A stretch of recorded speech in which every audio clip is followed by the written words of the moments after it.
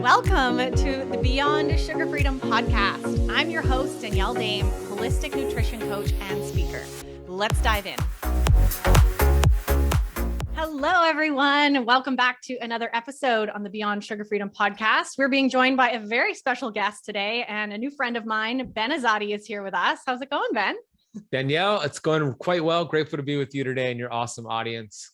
Good. Yes. Well, I'm really excited to have you here because this is a conversation we haven't yet had on the podcast. And I was thinking of people to bring in, talking about keto, talking about a lot of these things that we're going to dive into. Your name was top of the list. I knew I had to get you in here because you are such an expert in this space. And obviously when we're talking about, limiting our sugar intake or just our whole relationship with sugar, we definitely have to look at, keto and look at all these amazing things that you're going to be sharing with us today. So let's dive in and let's start off for anybody who doesn't know you, sharing a bit of your backstory. I know you've got such an inspirational, powerful story and would love for my audience to hear that. And then maybe, from there, diving into what you do today and how you support people. Absolutely. Yeah. So my story in a nutshell is I followed a standard American diet growing up here in beautiful Miami Beach, Florida, where I still currently live. And I was a really bad kid, left to my own devices, addictions to not just sugar and food, but to video games and drugs and a really toxic environment. So I found myself back in 2008, 24 years old, 250 pounds, physically obese, mentally obese, addicted to drugs, video games, food, sugar, and actually wanting to give up on life. I was going through a very difficult time in my life where my girlfriend at that time broke up with me. We were together for over 3 years and I was devastated. I didn't do any kind of self-developmental work. I didn't know how to handle the pain. So for me, the solution was, okay, I don't want to be in pain every day. I'm crying every day and I keep going to the refrigerator looking for answers. I just want to end my life. And I kept exploring ending my life. And every time I explored that, I kept thinking about my mom. And every time I thought about my mom and what she would have to deal with if I took my life, it stopped me. But it was a vicious cycle, Danielle, of looking for ways to end my life, thinking about my mom, stopping myself. And this happened for months and months and months until eventually my best friend, Ronald, and his wife, Carla, they handed me a book and they said, you're going through a difficult time. I think you should read this book. So I read the book. And one book led to 5 books, which led to 10, 20, 30. I just became obsessed with studying incredible authors like Bob Proctor, who I have actually right behind me in this portrait, Jim Rohn, Tony Robbins, Lisa Nichols. And these books opened up a whole new world to me. I didn't even know existed. And the books did a lot for me. But the number one thing the books did for me, the books helped me take ownership and responsibility. And that word, responsibility, is our greatest ability. That is our ability to respond to life. My ability to respond to life up until that moment was really poor. I was the victim of my genetics, the victim of blaming my enabling family members, my slow metabolism. I mean, whatever I could blame, I blamed. And that's a victim mindset. But the ownership and responsibility started to come in. And I actually said those words, I am responsible. And I went in a second from being a victim of my history to now being the victor of my destiny. And I started to exercise. I started to eat better. I started to discover my why, my purpose. And I went through this incredible transformation of losing 80 pounds, going from 34% body fat, 6% body fat. And I finally achieved a physical 6-pack. But the most important thing that I achieved was a mental 6-pack. I really started to understand how important your thoughts are towards healing your body, towards getting rid of these addictions and creating healthier habits. And that's what got me started. And that was 14 years ago. Now I've started Keto Camp several years ago. We're teaching these ancient healing strategies like ketosis, which we'll get into, but that's my story in a nutshell. Wow. Wow. Thank you so much for sharing that, Ben. You've been through a lot. And I think, a lot of you listening might be in that space right now. I know I can relate a lot to that. I've had some pretty low lows, and that was the turning point for me as well. And, I'm really grateful for you talking about that openly. I think it's really important. And, one of the reasons why I knew that I had to have you on this podcast, because we're not just talking about diet here, right? This is the mental, I love how you say the mental 6-pack, right? This is so much more about our mindset and taking ownership. One of the things that I always share, right, is this journey to taking your power back, right? Like how many of us have been raised to think we are powerless, right? And everything outside of us is the problem. And it has nothing to do with us, right? So this step of stepping into taking responsibility for where you're at, right? And understanding that you create your own reality and really going from there is so, that was a big turning thing for me as well, when we can change that piece, right? And yeah, so grateful that you did. Yeah, that's our greatest power. Animals don't have that power. A dog, my dog sleeping right here, a cat, a pig, a horse, they don't have the ability to choose their thoughts. Human beings are the only species on planet Earth that have the ability to choose their thoughts. And your thoughts, whatever you think about most of the time, you become. So if you're blaming people and you're playing the victim card, and we're not downplaying your circumstances, we are empathetic towards what you might be going through. But if you remain in that victim mindset, that gets you nowhere. But when you take ownership and responsibility, the universe, God, starts to conspire to kind of put things in your way and people in your life to help you. But it really starts with ownership and responsibility. And the greatest power you have as a human being is the ability to choose your thoughts. So when you have that negative thought, what I call a stinking thinking thought, choose a powerful thought, choose a loving thought, an abundant thought, and get really good at that. And that's where you really start to take off with your results. Yeah. Love that message. I echo that exactly. That's what I've noticed with myself and my clients, right? Like, and it sounds easier than it is though, right? Like, oh, for sure. Choosing those thoughts when you're having like a really dark day, which I know a lot of us have had over the last 2 years, how do you stay committed to that? Like what did you find really worked in helping you in those days where you feel like you're just in that negative spiral? What sort of things can people do to remember the good thoughts, right? To choose a better thought in that moment when it seems so difficult? It's a great question. And I always go back to universal laws, because universal laws cannot be argued. For example, you might not believe in gravity, which is a universal law, but I could hold up something in my hands and drop it. And even though you don't believe in gravity, I mean, obviously it exists. It's a universal law, right? So there are more universal laws. One of them is the law of polarity. That means for every plus, there's a minus. Up, down, left, right, black, white. There's an opposite for everything. So what I'm getting at here is, if there's a lot of bad things happening in your life right now, there's something positive from that experience. Something has to be there that's positive, because everything balances itself out. If something is really bad, then something really good is going to happen. But too many times we're focusing on the bad and we're playing the victim card, that we never get to see the opposite. I truly believe if a door closes, another door opens up. We're just not focusing on walking through that hallway and seeing all the other doors that are opening up. So law of polarity, every negative has a positive and every positive has a negative, and understand that whatever's happening to you, it's not necessarily happening to you, it's happening for you, meaning everything is on the way, not in the way. And if you have that faith, it makes things much more bearable, because there's something interesting about faith and fear. Both faith and fear both demand for you to believe in something you cannot see. Why not choose the positive trait? Why not choose something that's going to actually help you, which is faith? So that's where I always go back to universal laws, especially when somebody's having a challenging time. Yeah, I love that. That's so powerful. Yeah, thank you for sharing that. Let's direct here and redirect and start talking about keto then. Let's do it. Let's dive into, and we'll get back into, I mean, obviously this mindset stuff is so important. So I love that we started with that. So for anybody who maybe doesn't know, and it feels like, that's very few people these days, but let's start with, what is keto, a quick overview, and who do you see benefiting the most from following this way of eating? Yeah. And, there's nothing really new about keto. It's just, it might be new to you or it might be nuanced, but keto technically is not even a diet. It's a metabolic process. And ketosis has been around for as long as humans have existed. There's really nothing new about it. It's been around forever. All of our ancestors, they went through a process, this metabolic process called ketosis. How do I know that? Well, because they didn't have food. Our ancestors didn't have food readily available to them. So they had to fast, whether it was an 18-hour fast, a 2-day fast, a 5-day fast. But what happens when you fast is you force yourself to go into ketosis. So what does that mean? simply means this: you lower your glucose and insulin in your body, which is a good thing because too many people have excess glucose and insulin. And when you lower your glucose and insulin by lowering your carbohydrate intake, all of a sudden now your body has access to your fat stores.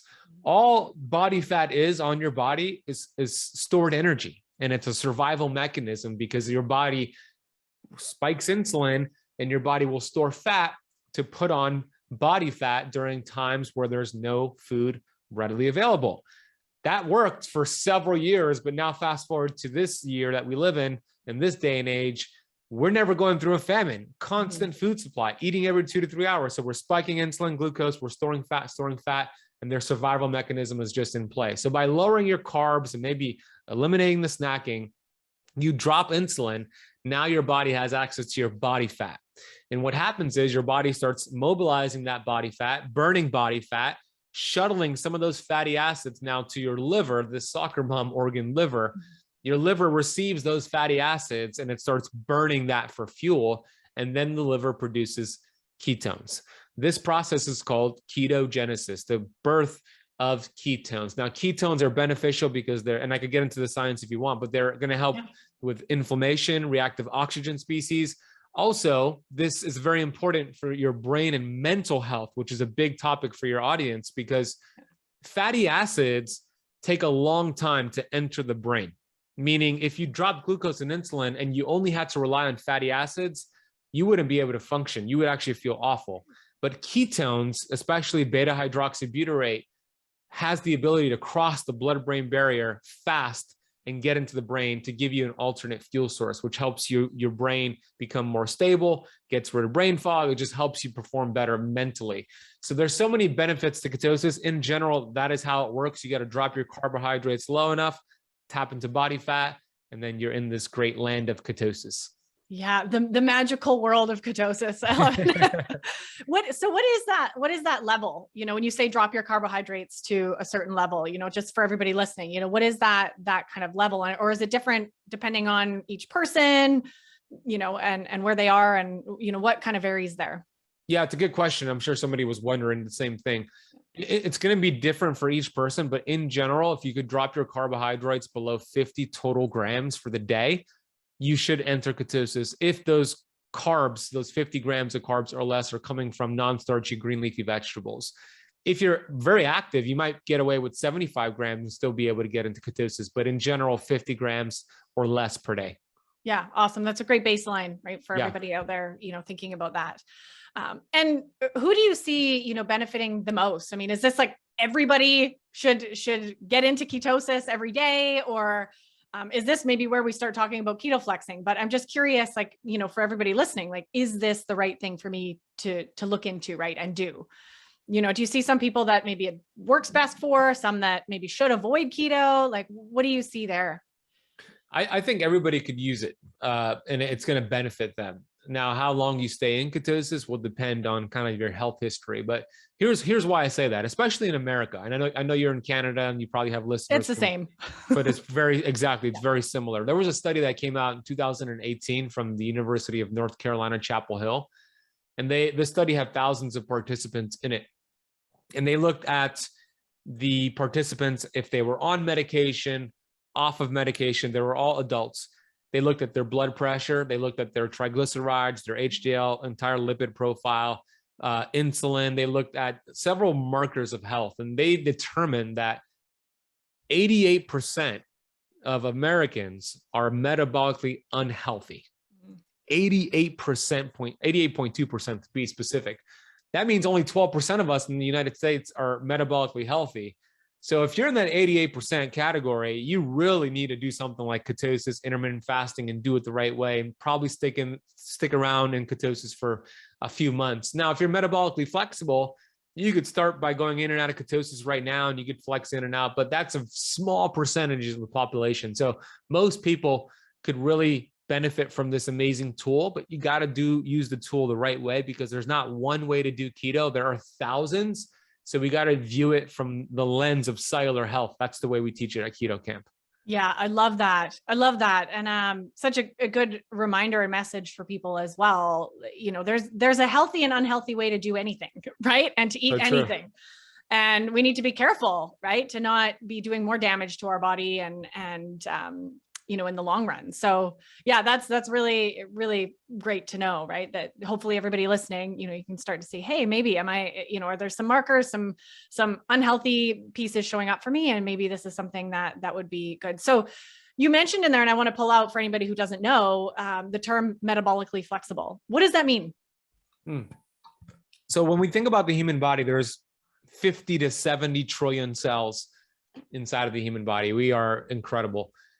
And out of those trillions of cells, we only have the ability to pretty much utilize two energy systems. Either the cells are burning glucose, sugar, glucose, I'm going to use those interchangeably, or we're burning fat and using ketones.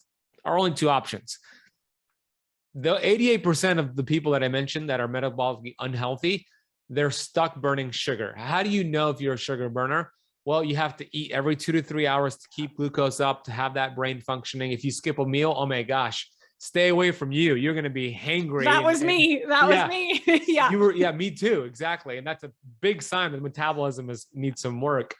And you have high blood sugars, and you're probably going to get type 2 diabetes, insulin resistance, etc. But the other energy system is called the ketogenic energy system, which simply means you're entering ketosis. Now, somebody who's metabolically flexible has the ability to go back and forth between two of those pathways, which is the keto flex principle, and feel great. That is the goal. Metabolic flexibility is the goal. That's why when I talk about keto, I'm not dogmatic about it. I don't think you should be in ketosis for the rest of your life. I believe you should have metabolic flexibility and freedom to go back and forth, but we need to tap into keto because it's so healthy and so powerful for the body. Yeah, I love that. I love that non-dogmatic approach. That's really something that, you know, we preach here on the podcast, right? And, you know, that freedom to be like, you know, I want to have a glass of wine. Last night I had a glass of wine. I was like, this is amazing. You know, I'm going to do this because I can, and I know what works for my body, right? And not getting into that, you know, that restrict and binge kind of, you know, danger area for a lot of people as well. So it's good to know that even with keto, right, you can be, you know, get to this place where you can be a bit flexible and, you know, still have, you know, a supportive and healthy body in that.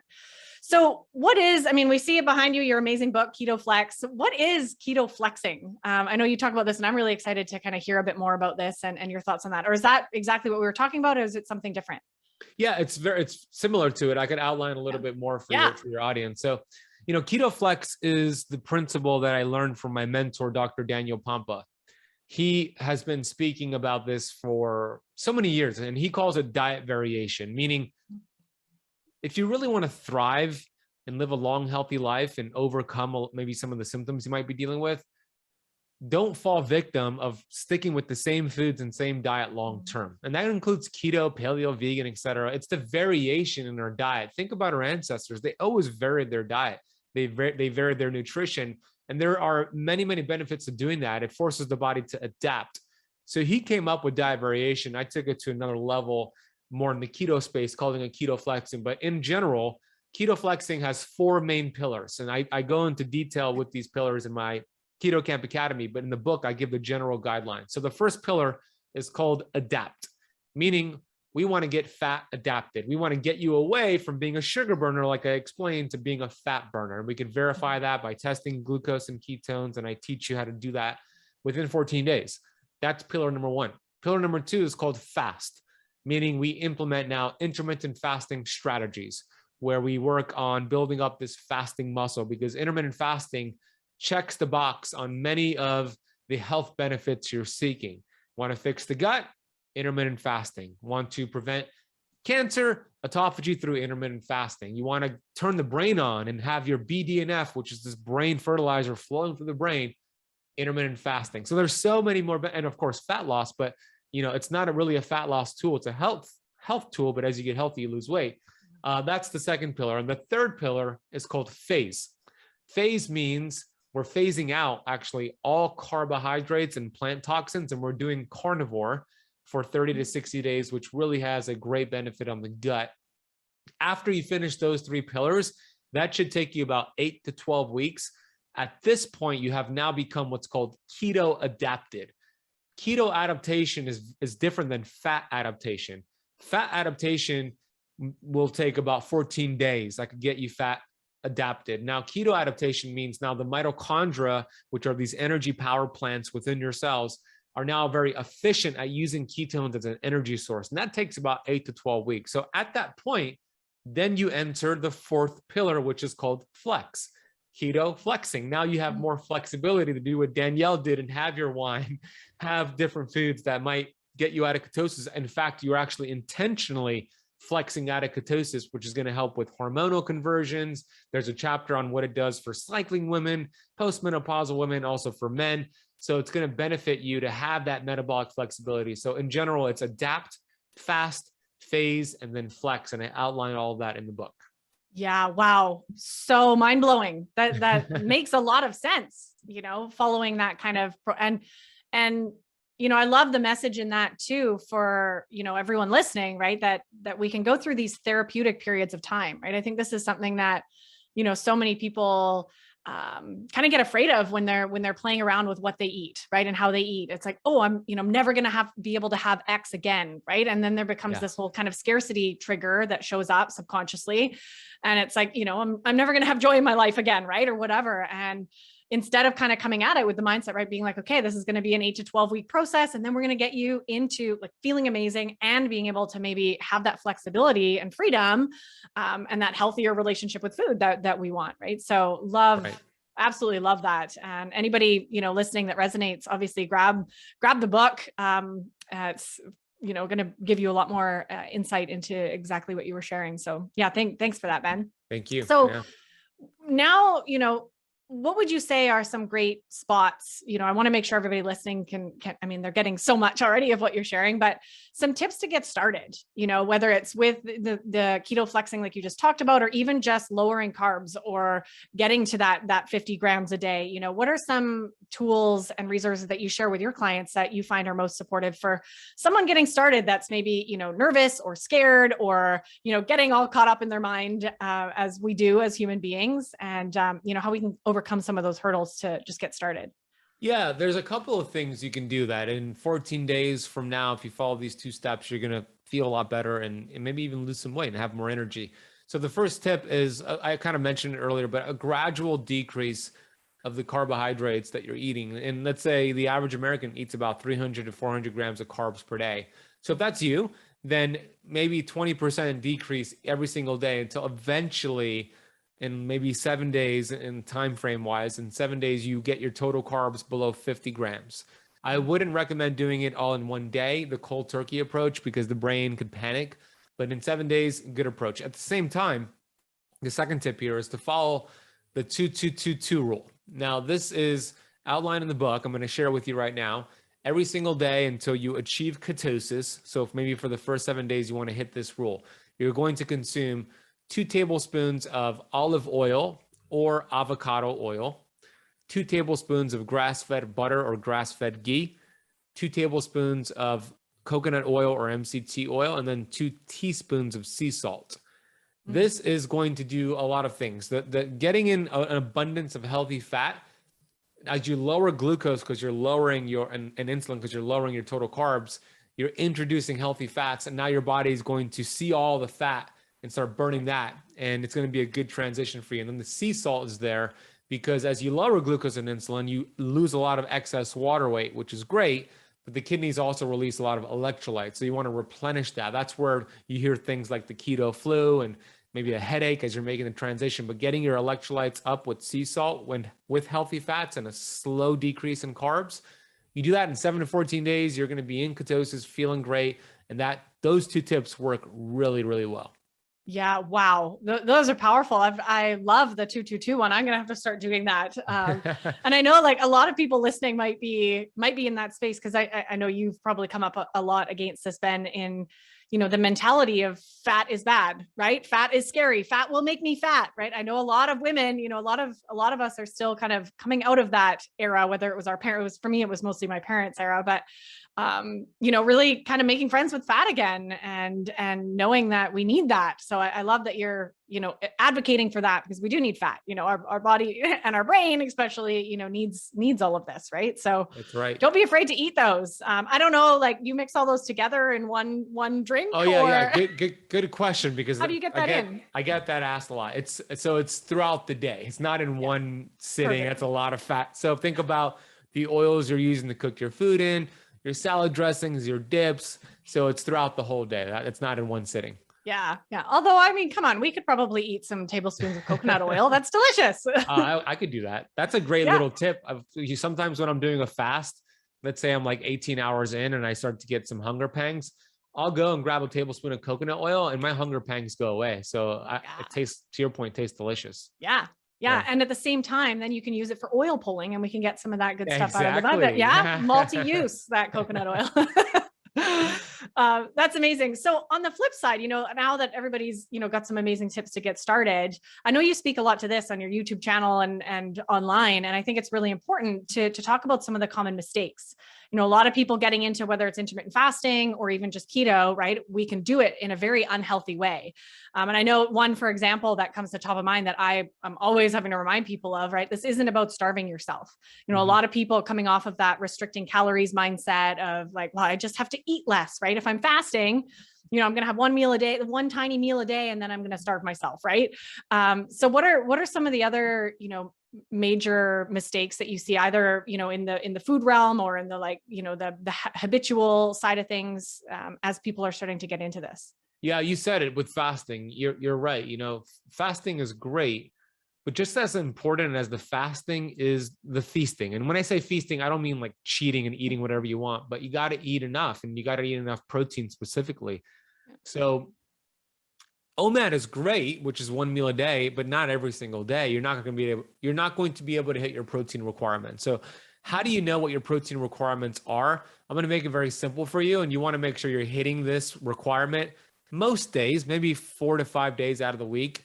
And if you're doing OMAD every day, for sure, you're not going to be able to hit it. So you want to take your ideal body weight, meaning I'm going to use, pounds here. So if you're, in the UK or something, just convert it. But let's say your ideal body weight, let's say you weigh 165 pounds, but you want to lose about 30 pounds because your ideal body weight is 135 pounds. Well, you want to now take your ideal body weight, which is 135 pounds in this example, and you want to eat 1 gram of protein per pound of your ideal body weight. So for this example, you want to consume 135 grams of protein every single day, or at least most days. And if you're hitting that on most of the days, let's say 4 to 5 days out of the week, you're going to be in good shape. The problem is that when people do too much fasting, they don't get enough protein. And protein is important for so many reasons. It's going to help you build lean muscle mass. Muscle is a longevity organ. But also, if you struggle with cravings and snacking, protein activates cholecystokinin, leptin, peptide YY. These are just chemicals and hormones that tell your brain you're full, put down the fork. So it'll help you feel satiated. So you want to make sure you're hitting that protein requirements. The big mistake I see people make with fasting, they get too much autophagy, which is this recycling repair. It's catabolic. It's great, but too much is not a good thing. They don't get enough mTOR, which is anabolic and growth. So by getting that protein requirement on most of your days, balancing that out with fasting, you get the best of both worlds. So with fasting, that's a mistake I see. With keto, the mistake I see is eating the wrong fats. There are what's called PUFAs. PUFAs stand for polyunsaturated fatty acids. They're very unstable omega-6 fats, also called linoleic acid. So there's a whole set. I'm going to list 8 of them that we want to avoid, whether you're doing keto or not. But I want to make the point for your audience to really avoid these because they're highly inflammatory. I believe they're worse than processed sugar and carbs. And some experts say even worse than smoking cigarettes. I interviewed Dr. Kate Shanahan. She's a leading authority on researching PUFAs. She was also the nutritionist for the Los Angeles Lakers when Kobe Bryant used to be there. She was Kobe's nutritionist. And she wrote Deep Nutrition, Fat Burn Fix. So I interviewed her on my Keto Camp podcast. And then I interviewed a gentleman named Brian Peskin, MIT researcher. And I asked them both the same question. What do you think is worse for you? Smoking cigarettes each day or eating these vegetable oils? And they both said, without a doubt, the vegetable oils were worse. Wow. Okay. So that speaks volume. So here's a list of the 8. They're called the Hateful 8. Dr. Kate Shanahan calls them 3 C's, 3 S's, and then 2 others. So here are the 3 C's: canola, corn, cottonseed. And then the 3 S's are soybean, safflower, sunflower. And then you have rice bran oil and grapeseed oil. Those are the Hateful 8. That's a big mistake because they're all keto friendly, but they're not health friendly. So you want to switch over to that 2-2-2-2 rule, and you could add things like beef tallow and duck fat and eggs and beef to that list, but you want quality fat. That's a big mistake people make on keto. Yeah. I'm so glad that you mentioned those. And I have to get Kate on here as well too, because it's so fascinating, this conversation around those fats. I've heard lots of people say that, I'll attest to that as well. The little bit I know, I'm obviously not a scientist, but, kind of being on par or worse than sugar. And I know a lot of you are here, tuning into this podcast because you know how toxic sugar is. And we're forgetting about these other areas, right, that are, sometimes even worse. So thank you for mentioning those. I know that's a really eye-opening one for a lot. And it does take a certain level of, relearning, just like with sugar, right? When you go to the grocery store, how do you start hunting, these things down and learning to label read, right? And not being tricked. And just like, anything right now, I know like this whole movement's happening away from sugar. So all these keto products are popping up, and I'm sure you can attest to this. A lot of them are filled with, exactly these Hateful 8 oils and a whole list of other preservatives and chemicals and, making it not a health product anymore as well. So we have to be careful, the food marketers are onto us, trying to cut down our carbohydrates, and we need to take back that responsibility for our health, right? And label read. It's simple. It's easy. Learn what real food is, and learn what are these toxic preservatives, so you can start making better choices, right? One day at a time. So very important point. You're right, because these food marketers are very, very smart. So they'll say like keto friendly, gluten free, paleo approved, or whatever it is, Whole30. But you don't want to fall for that. To Danielle's point, you want to look at the ingredients. And if you see any of those Hateful 8 oils, don't do it. If you see any of those artificial sweeteners like aspartame and sucralose, don't do it. You want to make sure you're not falling for the food labels, but instead looking at the ingredients. And I know it takes some time to do that, but it's so worth it. The half-life of linoleic acid, which are these bad fats, the half-life is 2 years, meaning if you got rid of all the vegetable oils today, 2 years from now, half of that still remains in your fat cells, okay? They stick around for a long time. That's why I think they're worse than sugar. Now, they don't create addiction like sugar does, so that's an argument to be made, but they create neuroinflammation, which could lead to sugar addiction. So we want to make sure we avoid the vegetable oils. Yeah. So good. So important. Yeah. Thanks for bringing that out, Ben. So I'm curious, and I think you touched on this a little bit, but I have to bring this in because this is a big thing that, we're quote unquote preaching here on the podcast, right? Is really being careful. I know so many women and so many of us coming out of a lifetime of dieting, right? And restrict and binge, and just the mental toll that takes, around building a shameful and hateful relationship with food. So with something like this, where we are, we are restricting in a way, being very cautious or intentional with how many carbs we have, or lowering things and kind of managing a diet in a specific way. How do we approach keto or even keto flexing, right? To avoid slipping into that old, mentality and old way of thinking, and not thinking of this, like you said, as a diet. This isn't about like, you can't have something and you should hate yourself if you have a glass of wine, right? Like, we need to be careful. And I know that you agree with this. So I'm curious about your thoughts on how we approach that. Anybody who's listening, and I know a lot of my listeners have a history of maybe eating disorders or struggle with this kind of mentality around food, and instead wanting to build a more peaceful relationship with food. So how do we approach that? Or what are your thoughts on that? It's a great question. Very important question. A couple of things. Number one, whether you're doing keto or not, but whatever nutrition plan you follow, don't go into it looking to lose weight. Look, I get it. I wanted to lose weight. I was 80 pounds overweight. It's okay to have a weight loss goal, but that shouldn't be your main driver, because the body doesn't work that way. The body doesn't lose weight to get healthy. The body gets healthy to lose weight. So you go into focusing on health, meaning the scale should not let you know whether or not your approach is working for you.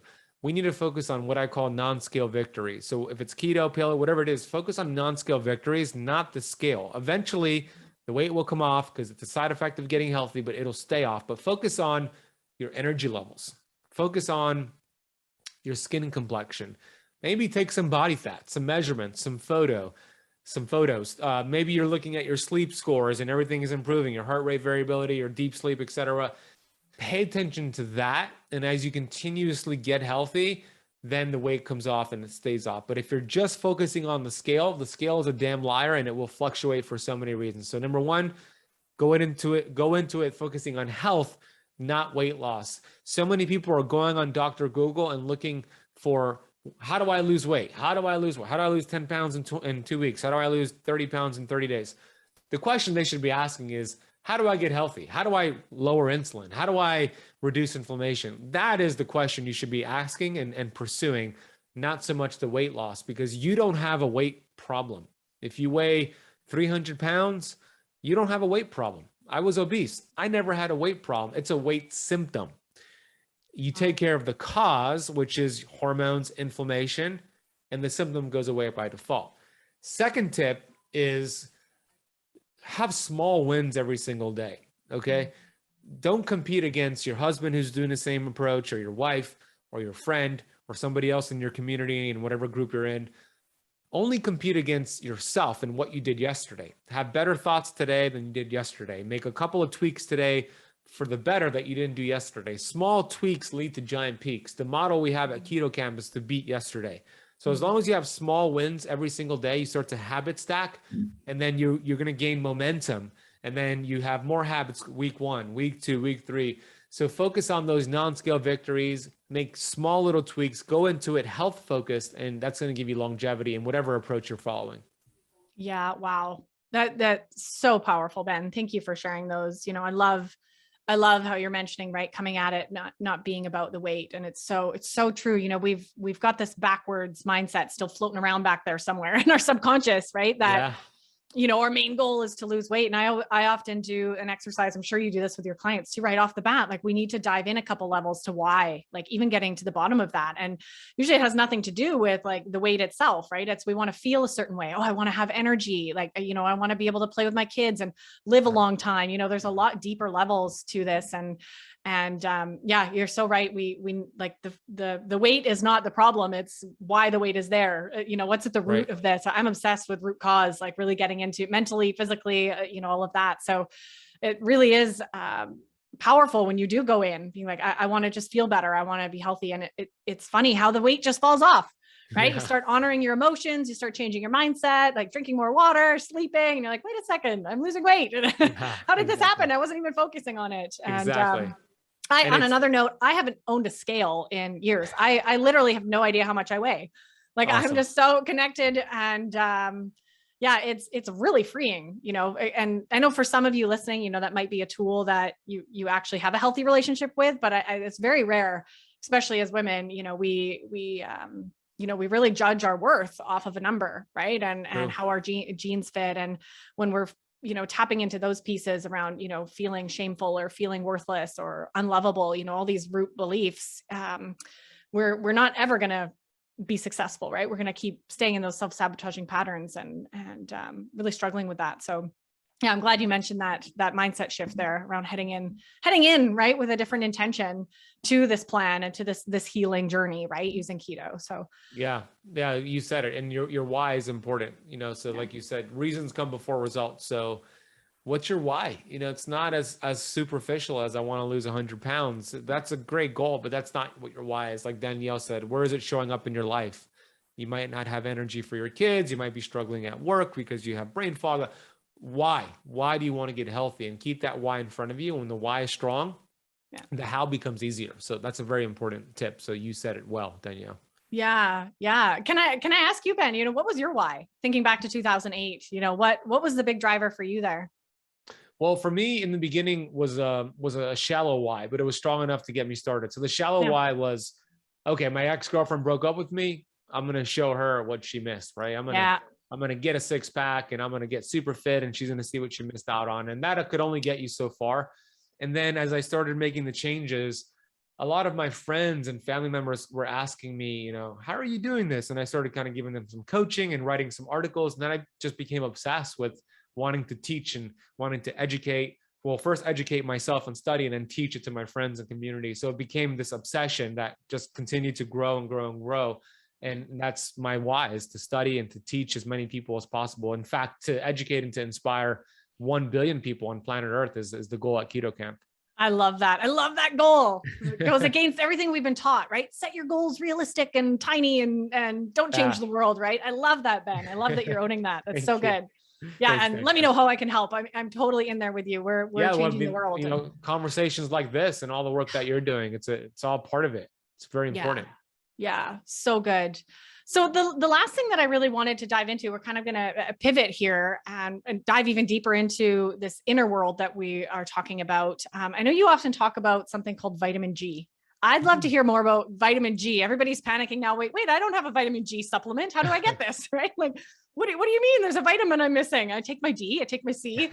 So what is vitamin G, right? And why is it important? And how do we get more of it in our life? Yeah. Vitamin G is the most powerful supplement that you could take, more powerful than vitamin C, A, D, E, K, multivitamin, fish oil, whatever it is. Now, vitamin G is actually, it's a free supplement that you could take at any time. And it has been proven. So Dr. Joe Dispenza, if you're familiar with his work, great guy, great work. He's done brain scans, MRI scans on brains of thousands of people. And he has determined that once you take this vitamin G, 1,200 different chemical processes go on in the body instantaneously that put the body in a healing, anti-inflammatory, restorative state. Okay. This is vitamin G, which is vitamin gratitude. Okay. Gratitude is easy to do and take, but it's easy not to do. That's the problem with it. But vitamin G, gratitude, what you appreciate, appreciates. Going back to the first thing we spoke about, it's a universal law. Whatever you feed energy to expands. Whether you believe in this or not, this is a fact. It's not an opinion. So if you're feeding energy to the things that are working for you, I'm so grateful for Zoom and this podcast mic and the technology and the lights and my beautiful dog here and Danielle's work and the sunshine coming through my window. I mean, the more you focus on what you're grateful for, guess what? The more you have to be grateful for, because what you think about and what you think about, you bring about. There's a part of your brain called the reticular activation system, RAS. It's a selective seeking mechanism, and it's built for survival because we need it to survive. So here's an example of how gratitude works from a scientific standpoint. You want to buy a car, red Tesla, on the internet, looking at red Tesla. Should I own? Should I lease? Should I buy a used one, a new one? You finally go to the dealership and you buy this beautiful red Tesla and you're driving home, super excited. And all of a sudden you see a red Tesla dart past you on the highway and you think, oh, whoa, that's so weird. I just bought one. This person had one. Anyways, you just keep driving. And then for weeks, you see red Teslas almost every single day as you drive your red Tesla. And you're thinking, did everybody buy a red Tesla because I just bought one? I thought it was cool. Well, no, they always had the red Teslas. The red Teslas were always there, but now you've activated the reticular activation system to see it. Meaning, if you're focusing on what's not working for you and all the challenges and all the things you hate and all the whatever negative stinking thinking, RES will go to work to give you more of that. But if you focus on gratitude and love and abundance and appreciation, RES goes to work to give you more of that. That's how gratitude works. So if you don't have a gratitude practice, write down 10 things you're grateful for before bed. And then in the morning, write down 10 things you're grateful for, or just spend some time throughout the day sprinkling in gratitude. There's always something to be grateful for. The fact that you're alive right now is a miracle in itself. So vitamin G is imperative. If you want to heal your body, this is the most potent vitamin you could take, and it happens instantaneously. Yeah. Wow. I love it. And it's free. We can do this, right? And we've heard this before. I mean, we know the power of this. I'm so grateful that you did share a little bit more about the science of it. And, I want to add to that, right? How when we stay in a state of gratitude, it actually lowers our nervous system activation, right? I know a lot of us are walking around like, totally activated and inflamed, right? From this stressful state that we live in. So things like this, right? We're training our mind to like find a bit more peace and see the good in things. Mind you, it's okay to also see the bad. There's also times that I'm thinking, when I've used this, like it's okay to also go through bad times. We're not saying that you have to always, be positive, but, really even in those moments, one of the biggest shifts that I've made is, and actually just this last week, I've had a couple hard days, just various things going on. And really actually, even while I'm in that moment, having gratitude for the challenge, right? For the struggle, because I know that it's going to bring something like you were saying. I know just from my own awareness and experience of doing this work the last 6 years, I know how the universe works now. I know that, if something leaves my life, it's opening room for something new, or if something difficult happens and really emotionally challenging for me, I know that it's preparing me, for what's next, or it's releasing something that I need to release from past traumas that's coming up for me. So I can kind of be grateful. And I want to encourage everybody to bring gratitude. It's easy to be grateful for the good things, right? But can we also be grateful for what the difficult challenges are preparing us for? And I think that's kind of level 2, right? But really important to say, because I think there's so much power in that. And I don't know, Ben, if you've been doing that, or you notice that as well, like in those challenging situations, leaning into that. Yeah, no, I love that you do that, because you're right. There's always a lesson to be learned. And we're not talking about, I'm glad you brought that up. We're not talking about a fake positivity and just be positive all the time and all your troubles will go away. That's not what we're talking about here. We're saying to have a healthy balance of, being in your challenging thoughts and identifying what's the learning opportunities and the lessons and having gratitude for that, but then also focusing on all the things that are going right for you. So many times we have this imbalance and we're just focusing on all the things that are not working for us and we're playing the victim card. So what we're saying here is let's balance it out. Law of polarity. For every negative, there's a positive. What about all the great things that are happening for you? So to your point, when you are going through a challenge, what can you learn from it? Every challenge has a seed of opportunity in it.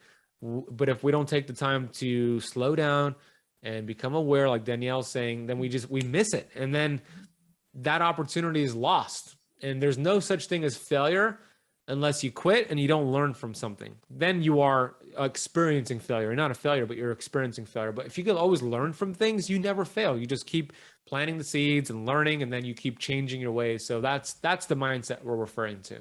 Yeah, I'm so glad you mentioned failure, Ben, because that's exactly what we're talking about here too. That's a big one that I talk about with everyone. That was one of the most influential mindset changes that I ever made, was seeing, like, redefining what failure meant, and seeing failure is actually mandatory on your path to growth, right? Like, nobody learns to walk without falling down the stairs a bunch of times, right? Like scraping your knees, right? You actually literally have to like work your way through things. And it's only if you take the lesson and learn, that, and for that we can be grateful, right? So seeing failure as like a gift. And I see that now. And it's so great when I have a bad day, even if I eat too much sugar, or there's a bad day, or something happens where I'm stuck in my stinking thinking, right? And I'm, okay, what can I do differently next time? Or, I see why that happened. How can I set myself up better next time? There's just so many gifts in this journey. And when we can start to see that, I find it really takes a lot of that pressure that so many of us have put on, right? Around like the guilt and the shame of, I'm a horrible person, or there's something wrong with me. And,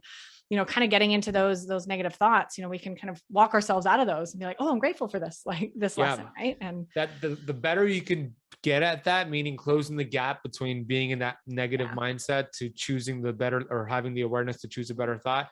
That's the goal, because we're always, no matter how successful a person is, they're always going to have those challenging, self-limiting thoughts. But the people who are really successful have the ability of closing the gap between, okay, I just thought something really negative. What does that really mean? Let me focus my attention on something positive. So the closer you do, the better you can get at closing that gap, the happier, healthier you're going to be in life.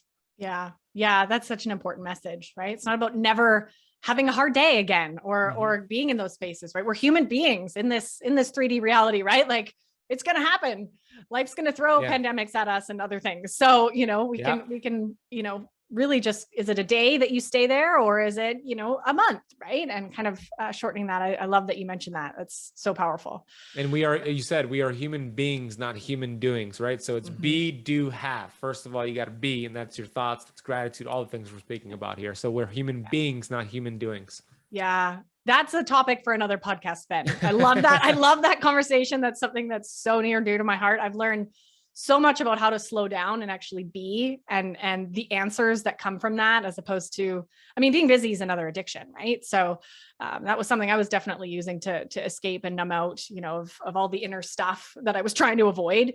And I know so many of us do that. So definitely a conversation for a whole nother podcast. So round two, Ben. Okay, done. Deal. This has been amazing. We've really covered a lot. Is there anything that you think we missed, or any last pieces that you want to bring in and share today? No, we did cover a lot, so I would say take action with one or two things that really resonated with you, and then master those one or two things, and then go back to the episode and then take action with one or two more things and master those and kind of go back.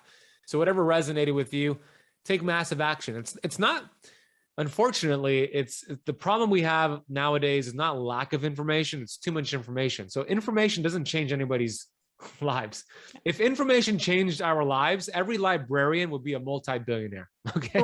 Right. And we'd all be healthy and we'd all be healthy celebrities, but it's not information that changes your life. First and foremost, it's the right information that resonates with you, number one, and then taking action on that, mastering one or two things, and then going to the next thing. It's the application of the right information that changes your life. So that leaves me to say, whatever resonated with you the most, pick one or two things. Maybe it's the gratitude, maybe it's getting into ketosis, maybe it's fasting.